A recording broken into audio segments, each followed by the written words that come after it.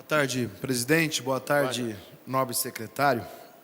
Diante das explanações de Vossa Excelência, e me arrependo de ter cedido tempo antecipado para o Evandro, que ele acabou fazendo duas perguntas que eu ia fazer. Mas, continuando, o termo é compliance, cujo significado é to comply. Ou seja, agir dentro de uma norma, dentro de uma regra. O governo tem feito muita propaganda e publicidade a respeito do compliance. Estar em compliance é agir em conformidade com leis e regulamentos internos e externos. E de acordo com a Lei Complementar 131/2009 e com a LRF, a Lei 101/2001, especificamente no artigo 48, exige-se a liberação de pleno conhecimento e acompanhamento por toda a sociedade em tempo real das informações pormenorizadas sobre a execução orçamentária e financeira em meios eletrônicos e públicos. E o Estado do Paraná não vem cumprindo isso, por vários motivos. Ora, justificado como a questão do CIAF, que Vossa Excelência coloca, e eu avanço um pouco mais, que além de consistência dos dados, a gente tem que ter confiabilidade dos dados também no processo. O Estado não vem cumprindo essa meta. Por isso, em nome de 7 deputados aqui, nós vamos entregar um documento para o senhor pedindo o cumprimento dessa obrigação legal. E a outro questionamento vem com relação à concepção de Vossa Excelência sobre despesa de pessoal. Uma hora Vossa Excelência usa que é entendimento do STN, que dá em torno de quase de 50%, outra hora o entendimento do Tribunal de Contas, que dá em torno de 45%, mas no início da apresentação, Vossa Excelência, que comparando o ano de 18 com 19, dá uma falsa sensação de aumento de despesa, porque eram contabilizadas as despesas judiciais e outros nessa pergunta. Dentro dos 45% apresentado, está esses números judiciais que Vossa Excelência coloca? No ano de 2017 e 2018, sim. Tá. Então, o número real de despesa com o pessoal é menor ainda. Aumentou em 2019. Vamos discutir, contraditório, né? O segundo, secretário, mais a última pergunta, caminhando aqui, na análise que Vossa Excelência faz, aponta uma queda da Receita da União e o Estado com relação à participação no PIB, o que é real. A nossa preocupação, enquanto deputado e enquanto paranaense, é que medidas do Estado do Paraná têm feito para participar melhor e fazer com que isso diminua.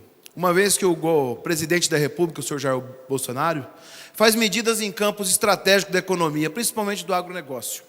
Houve um processo de discussão com a China, que faz com que tenha menos exportações de soja. Houve um processo de importação de trigo, de 729 mil toneladas de trigo sem tarifação dos Estados Unidos.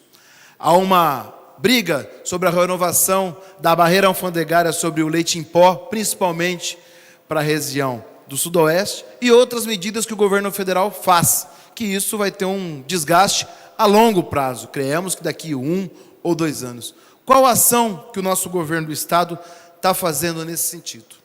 E, por última consideração, com relação a Vossa Excelência, fala sobre a importância de se unir segurança pública, informações e se investir nessa área. E o emprego qualificado. Há uma contradição, secretário, entre a fala da sua pessoa e o orçamento enviado para essa casa.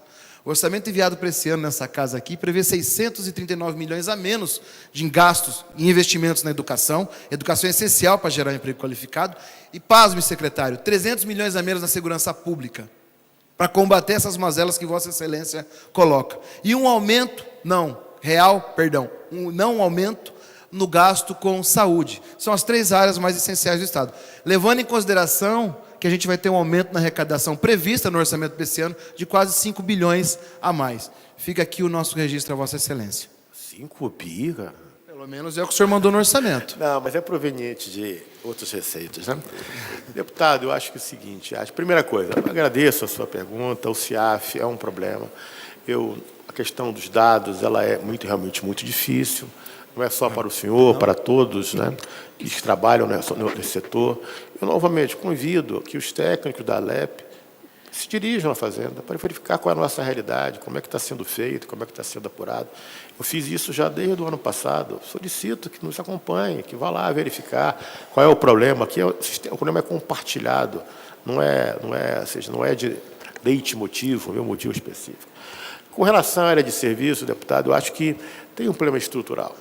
A economia brasileira ela foi profundamente afetada pela recessão e destruiu o produto potencial. Então, quando a gente discute a questão de como voltar serviço qualificado não é Uber. O Uber é o seguinte, é o último extrato na prestação de serviço. O motorista de Uber recebe um salário mínimo e meio, um salário mínimo e pouco. Nós estamos perdendo produtividade, pessoas que são formadas com capital humano, que estão se dirigindo para essas atividades, que cuja baixíssimo retorno, né? Acho que até é infeliz a nação que tem que utilizar esse instrumento para empregar seu povo. E outro ponto importante assim, que o senhor coloca é a questão do que é que nós podemos fazer contra a guerra entre as nações, né? Estados Unidos e China. Os Estados Unidos não é mais um parceiro comercial relevante do Brasil, nem é fronteira tecnológica. Perdeu. Se pegar os 10 principais setores da economia do mundo, ele não é competitivo fora em arma e munição. A China é hoje a vanguarda. A China hoje é para onde vai o mundo. Eles hoje têm uma capacidade de resposta fantástica à indústria, à produção, com custos baixíssimos. Tem que se dirigir para lá. Lá é que está. Agora, tem um problema. Tão predatório quanto é a relação com o irmão do Norte, é a relação com o Império do Ocidente.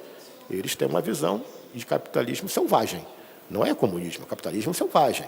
Então, hoje, na África, 40% das terras agricultáveis da África são de propriedades chinesas, com exército próprio, com porto próprio. Então, é uma relação difícil, complexa. E eles funcionam como império. Tá certo? Então, essa relação da guerra comercial é natural. O Trump quer sua reeleição. Então, ele foi para uma negociação onde ele está oferecendo determinadas forma de conviver com a China em troca de uma paz estabelecida, negociada, e ele levou vantagem. Os Estados Unidos ganhou na relação. Só abrir o mercado financeiro chinês para as empresas americanas e a área de tecnologia gera uma vantagem enorme. É o seguinte, então, essa é uma questão de um jogo internacional em que eu não me sinto partícipe. Agora, é o seguinte, no que diz respeito às relações entre a Secretaria de Fazenda e o Ministério da Economia, elas são plenas. São plenas. Nada do que eu vá reivindicar, seja no CONFAS ou com o ministro Paulo Guedes, eu deixo de ser recebido, atendido. Então, a minha área de competência, nós temos uma relação de total cooperação. Agora, esse é um jogo internacional muito complexo. O governador, por mais que ele tenha trânsito e disponibilidade de lutar por essas coisas, mas é luta para o mercado global. Então, acho que o que nós temos que fazer é investir mais em tecnologia, investir mais em aprofundamento tecnológico. E com relação ao investimento, eu vim aqui apresentar o orçamento e analisar com os deputados da Comissão de Orçamento todos os itens e mostrar o seguinte, que haveria, sim, problemas de execução no orçamento de 2020. Mas por quê? Eu não iria entrar em aventuras. Eu não ia criar a falsa sensação de receitas que não iriam ser frustradas. Porque a pior coisa do mundo é quando você cria, como foi criado no orçamento passado, 1 bilhão e 700 milhões de receitas que não aconteceram e uma frustração de investimentos, porque não havia aquela disponibilidade. Então, eu fui muito realista, mas coloquei os projetos. Olha, se determinados fatos ocorrerem, se determinados eventos ocorrerem, nós poderemos fazer com que esse orçamento, que tem hoje um buraco de X bilhões de reais, sejam contemplados. Então, está na mão do povo do Paraná, está na mão dos senhores. Se os senhores acharem que é possível caminhar nas reformas, na reestruturação do Estado, para fazer frente a um ambiente de mais segurança, os senhores têm total liberdade. Eu não irei criar falsa sensação de receitas extemporâneas que não vão ocorrer. Então, agora também é o seguinte, na área de educação, eu acho que nós temos que fazer uma grande reavaliação dos projetos, dos programas, para verificar o que é consistente. Na área de segurança pública, ela tem total meu apoio. Eu tenho dedicação, assim, com total relação com o secretário de Segurança Pública. Me apresentem quais são os projetos, quais são os programas. Eu já fui no BNDES. Som, por favor. Consegui no BNDES uma linha de crédito para o Estado, extremamente de condições boas. Mas me apresentem os projetos. Eu vou lá e consigo o dinheiro. Sabe, secretário, às vezes quando o senhor coloca da forma que o senhor entende, eu respeito muito, eu acho que o nosso problema é um pouco de concepção do Estado mesmo e de percepção da realidade, como a Vossa Excelência falou para o professor Lemos. Não dá para entender como o senhor pensa dessa forma e o orçamento vem de um outro desenho aqui para o Estado, com números, com menos investimento nessas 3 áreas essenciais do Estado. E também quanto ao papel do Estado. Eu sei que o senhor tem plena liberdade, pleno acesso ao CONFAS e ao governo federal, e assim como o governador Ratinho, que é parceiro do Bolsonaro. Mas as medidas econômicas tomadas ultimamente para o agronegócio, o Estado brasileiro tem que ter o Estado paranaense tem que ter uma medida de compensação ou alguma medida para fazer, para segurar esse processo que vai ter lá na frente. No longo prazo vai prejudicar muito a economia paranaense. E eu venho mais uma vez cobrar o senhor aqui, o presidente Traiano. Eu já podia ganhar música no Fantástico. É a terceira vez que eu vou cobrar a mesma coisa, a terceira audiência pública, que é o nosso acesso ao CIAF e a publicação dos dados no portal da transparência. Fica muito difícil fazer uma análise com 50 lâminas, 40 lâminas impressas no papel. Se eu for agora no portal da transparência, o ano 19, para o senhor ter uma ideia, não tem uma informação de gasto do Paraná, está umas 50 dias. Não tem um gasto de R$1 do Estado lá. Se eu for pegar o 2018, eu vou abrir a arrecadação, a despesa, só que a hora que chegar na parte detalhada não tem informação. Então fica prejudicada, mais uma vez, a nossa análise. Com todo respeito, eu considero a resposta de Vossa Excelência no tocante às dificuldades do CIAF, mas já deu. Nós já estamos num ano de governo. A gente tem que ter um jeito de... A oposição também quer ajudar. Claro. A gente não quer estar numa situação dessa onde que as pessoas não têm informação e que a gente tem dificuldade. E eu estou começando a ficar sensível à confiança nos números. Porque é muito dificultoso isso, a base de dados tem tanto problema assim, a gente pode ter números que não são verdadeiros.